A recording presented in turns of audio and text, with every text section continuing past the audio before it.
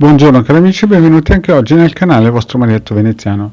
Da come avete visto la pillola, oggi parleremo di quelli del mio sentire o di quelli che non vibro come te, non ho la stessa vibrazione e quant'altro, insomma tutto quello che è nel non mio sentire.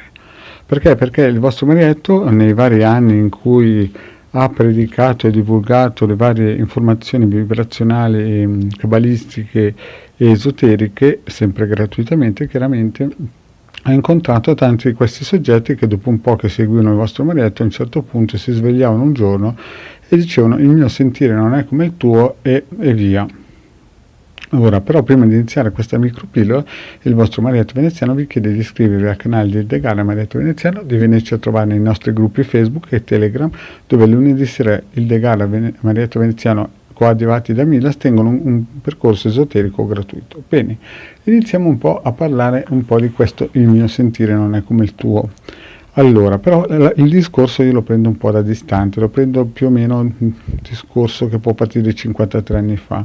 Allora avevo 5 anni ed eravamo a Varese in una stanzetta al terzo piano, io ero seduto su una sedia e c'era il capitano degli Alpini di Torino e il mio babbo. Eravamo lì e il capitano degli Alpini di Torino e il mio babbo mi facevano vedere un po' cosa sarebbe successo nel futuro. E a un certo punto vedevo certe cose, insomma, da far raccapponare anche la pelle a un bambino, però a un certo punto vidi che eravamo arrivati a un certo punto della mia vita in cui c'era un sistema operativo e vedevo che il capitano degli Alpini di Torino tremava, vibrava e aveva terrore di quella cosa lì. Sicuramente io avevo visto cose molto più tremende in quel periodo lì in cui ero in quella stanza, però non riuscivo a capire come mai il capitano degli Alpini tremasse di fronte a un sistema operativo che stava dentro un computer. Sembrava una cosa leggera, sembrava un foglio, no? Voi dovete immaginare che era un bambino di 5 anni che guardava la cosa.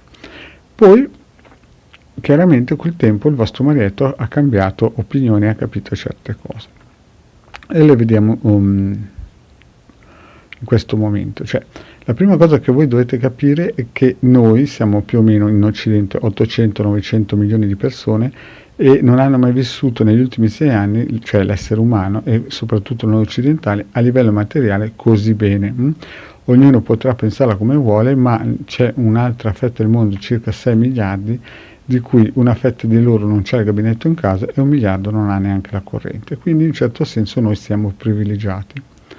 La nostra fortuna è stata che i cabalisti nel 1995 hanno deciso di divulgare la Cabala tramite internet. E chiaramente gli altri gruppi misterici non erano d'accordo, alcuni gruppi misterici che remavano contro e hanno fatto di tutto per impedire all'Occidente questa evoluzione. La nostra fortuna, diciamo, è stata che l'Unione Sovietica ha avuto un guasto a una centrale nucleare e di conseguenza hanno avuto dei grandi danni e disturbi in quella nazione e di riflesso e il blocco sovietico, diciamo che dopo la chiusura di quella centrale è crollato. E adesso noi dell'Unione Sovietica conosciamo solo la Russia.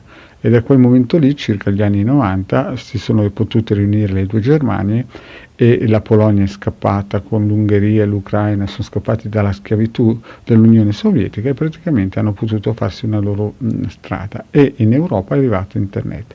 E nel 1995 l'Occidente ha potuto cominciare a capire che cos'era il Pentateuco. I cabalisti, visto che volevano riunire le proprie anime cabalistiche, si sono riuniti e a un certo punto hanno fatto quello che era stato detto dai loro profeti, dai loro maestri, dai loro rabbi. In altre parole, su internet c'è il Pentateuco e non può essere più distrutto proprio perché viaggia tramite la rete. Ma fatto questo, gli altri non sono stati a dormire, quelli del gruppo avversario. E che cosa hanno fatto? Hanno detto, ok, i cabalisti ci riusciranno a sfuggire, ma i nostri li spolpiamo bene, e hanno messo dentro delle ancore vibrazionali nei vari sistemi operativi con dei simboli saturniani, e quando le persone li guardano questi simboli si ancorano nei corpi sottili tramite subconscio e inconscio e da lì non vengono più scardinati.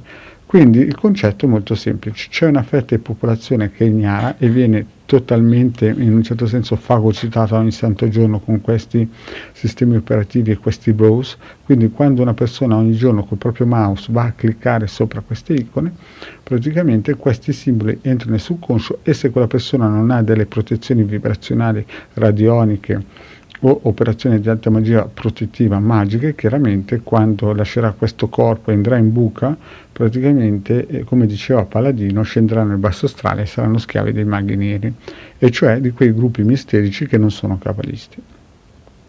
Quindi quando una persona viene da me e mi dice, magari dopo mesi che segue il canale Marietto Veneziano, o anche anni fa quando ero nei nostri gruppi misterici, il mio sentire non è come il tuo, allora prima di tutto il Marietto parla di cose vecchie di 6.000 anni, chiaramente non è per anime giovani, quelle anime giovani si dovranno fare tutto il loro curriculum vitae, e soprattutto non sono sicuramente cabalisti.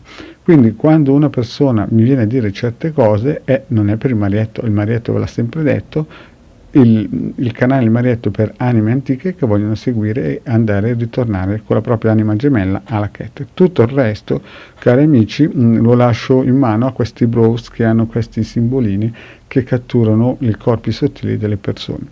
Ripeto, questi simbolini sono sempre stati usati negli scudi nel Medioevo da queste società segrete che istituivano questi re, questi principi, e li vediamo nel simbolo dell'Alfa Romeo o come si suol dire, dei Viscontei, dove c'è questo serpente che mangia il bambino e che non è altro che Saturno un po' rielaborato e stilizzato, ma il concetto è sempre lo stesso.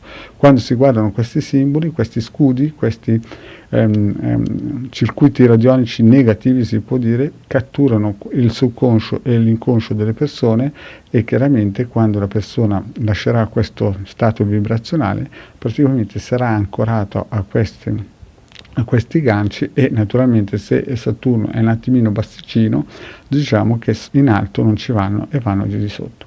Quindi, cari amici, chiunque non abbia il sentire del Marietto Veneziano, chiaramente non è per il Marietto Veneziano predica solamente per le anime antiche, quelle che a un certo punto dovranno fare quello salto, ritornare alla Ket. Per gli altri purtroppo, come quando io dicevo a mio papà ma non possiamo aiutare, e il mio babbo mi diceva è Dio che li fa così. Bene, cari amici, spero che possiate sempre seguire il canale vostro Marietto, vi consiglio di iscrivervi al canale di De Gara Marietto Veneziano e di venirci a trovare nei nostri gruppi Facebook. Grazie cari amici, alla prossima, ciao!